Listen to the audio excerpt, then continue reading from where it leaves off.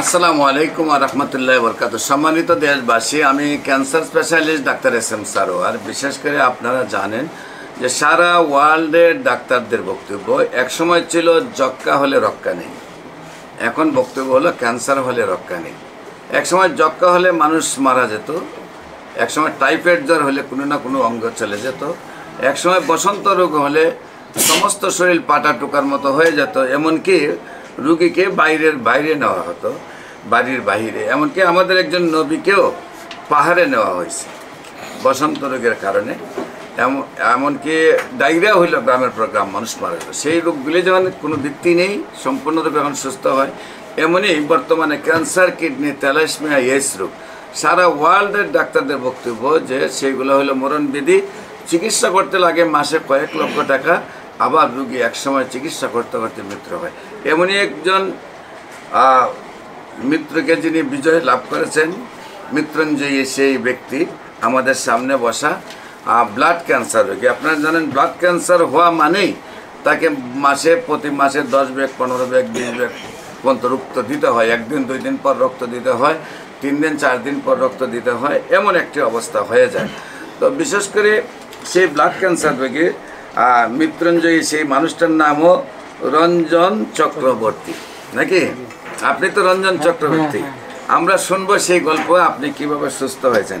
বিশেষ করে আগে বলেন আপনার নাম। রঞ্জন চক্রবর্তী। রঞ্জন চক্রবর্তী। রঞ্জন চক্রবর্তী। আপনার পিতার নাম? রাখাল চন্দ্র চক্রবর্তী। রাখাল চন্দ্র চক্রবর্তী। আপনার গ্রামের নাম? কামাল্লা।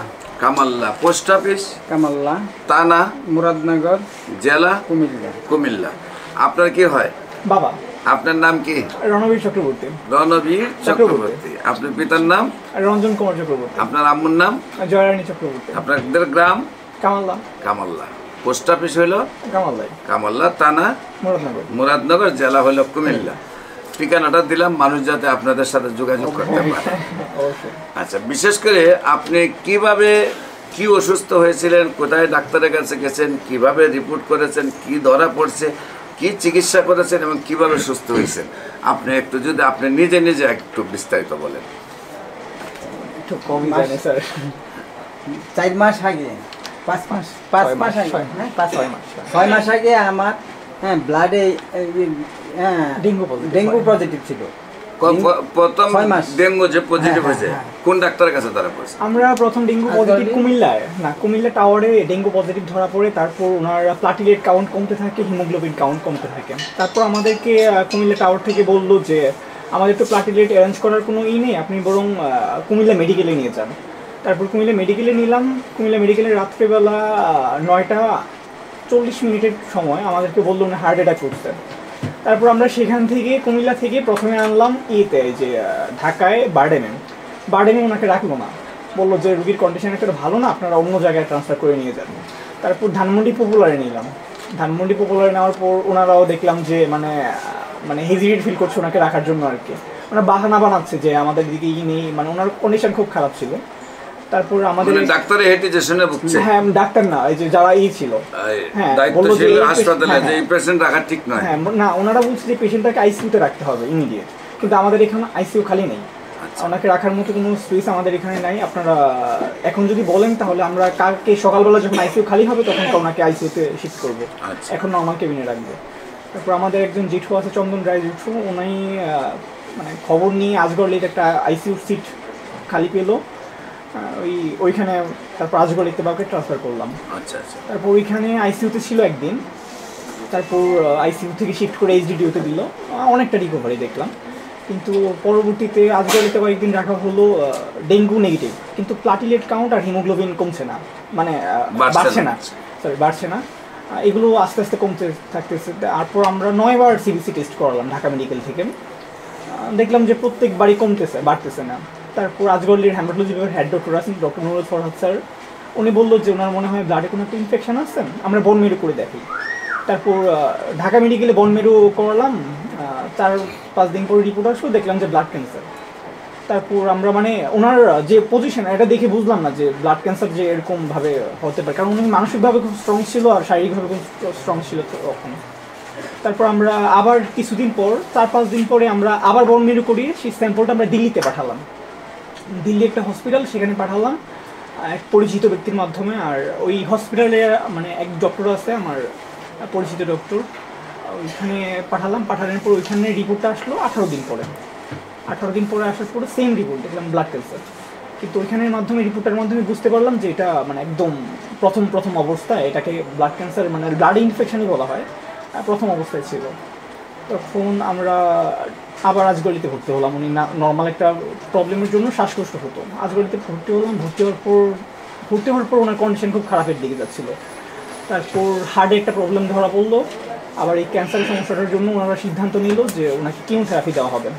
তারপর কিমোথেরাপি দেওয়া হবে, এই সিদ্ধান্তের মধ্যে কিমোথেরাপি যেদিন শুরু করবে সেদিন সিভিলাইন করতে আসলো। সিভিলাইন করতে আসার আগে ওনার ডক্টরটা ইকো করালো। সিভিলাইন করতে আসছে, তখন দেখলো যে ইকোর রিপোর্ট খুব খারাপ, সিভিলাইন করা যাবে না, ওনাকে কিমোথেরাপি দেওয়া যাবে না। ডক্টর হেমাটোলজি বিভাগের যে নুরুল ফরহাদ স্যার, উনি হেড ডক্টর, উনি বললো যে ওনাকে বাঁচিয়ে রাখলেও আপনারা মানে খুব কম সময় পাবেন, বড় জোর 1 মাস সময় পেতে পারেন। অক্টোবরের 3 তারিখ কথাটা বলছিল, মানে নভেম্বর 3 তারিখ পর্যন্ত। তারপর আমাদের যেটু খুব আপনার সন্ধান নিল, ডাক্তার বললে কি আপনার সর্বোচ্চ উনি 1 মাস বাঁচবে। হ্যাঁ, মানে 1 মাস বাঁচাতে কোন ডাক্তার? নুরুল ফরহাদ স্যার, ঢাকা আজগর হসপিটালে, ঢাকা আজগর প্যাথোলজি বিভাগের হেমাটোলজি বিভাগের সিনিয়র ডক্টর। উনি বললেন উনি ঢাকা মেডিকেলও বলছেন সর্বোচ্চ, মানে ওনার কন্ডিশন তখন খুব খারাপ ছিল, মানে বলার মতো না, অনেক খারাপ ছিল। আমরাও চিন্তা ভাবনা করি নাই যে উনি এতটা মানে ভালো হয়ে উঠবে খুব দ্রুত।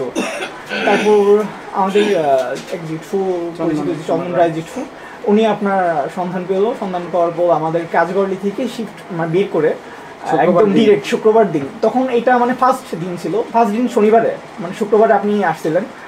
আমাদের শুধু একজন রোগী ছিল, হ্যাঁ, আমরা ছিলাম তখন।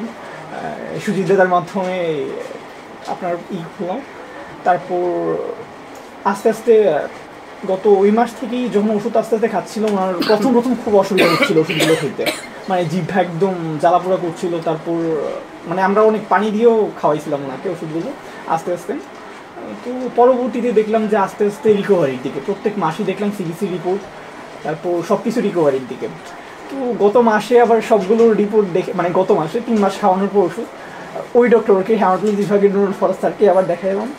উনি তো পুরো অবাক, মানে ওনার যে ছিল বলার মতো না, উনি একদম বলতেছে যে এটা বলছেন যে স্যারের কাছে রোগী পাঠায়। হ্যাঁ, উনি আরে তো ওই দিনই আমাদেরকে পরবর্তীতে এক পেশেন্ট গেল ওনার কাছে, উনি বলল doctor Nurul Farhad sir, doctor Nurul Farhad. হ্যাঁ, উনি অনেক আমাদের অনেক উপকার করছে, অনেক সাপোর্ট করছে।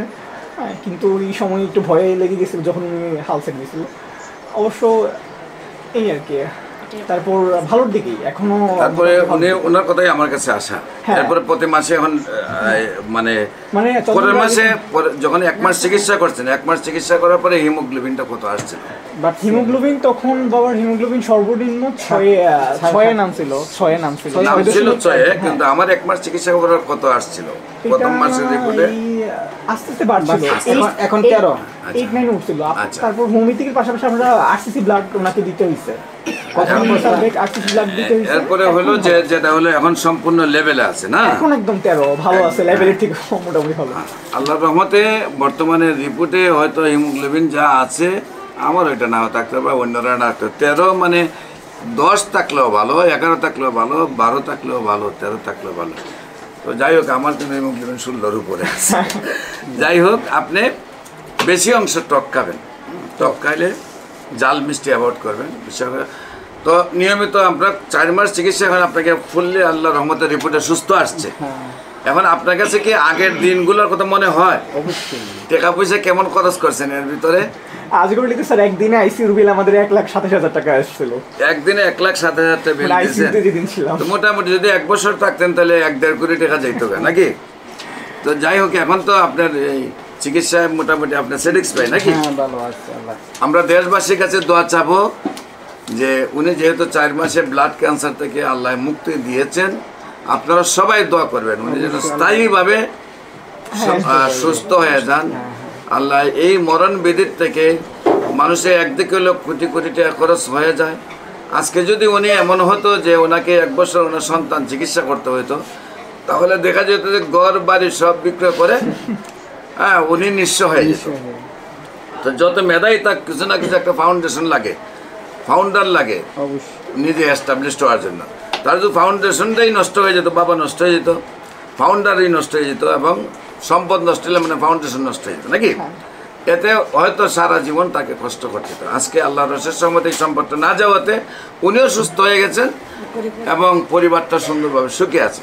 আপনারা সবাই দোয়া করবেন উনি যেন সুস্থ থাকে। বিশেষ করে ক্যান্সার, কিডনি, তেলাসমিয়া, এইডস রোগ, এই 4টি রোগকে আমরা আর মরণবিধি বলি না, 4টা রোগে সুন্দরভাবে সুস্থ হয়। বিশেষ করে ক্যান্সার গবেষক অধ্যক্ষ ডাক্তার SM সারোয়ার, আপনারা ইউটিউব, ফেসবুক, গুগল, টিকটকে সার্চ করলেই আপনারা পাবেন হাজার হাজার রোগের সুস্থতা। আমি রোগী দেখি আপনার 14 আপনার বাইতুল মুকাররমের উত্তর গেট, মেইন গেট আল্লাহু লেখা বরাবর, বাইতুল ভিউ লিফটের 11, শনি রবি সোম এবং মঙ্গল বুধ বৃহস্পতি হবিগঞ্জ শ্মশানঘাট। আপনাদের সবাইকে আমাদের অফিস ভিজিট করার জন্য আমন্ত্রণ জানাচ্ছি। বিশেষ করে আমার সাথে DSMS ডাক্তার, BSMS ডাক্তার এবং MBBS ডাক্তার, আমরা প্রায় 20 জন ডাক্তার একটা জুন কাজ করতেছি ঢাকাতে।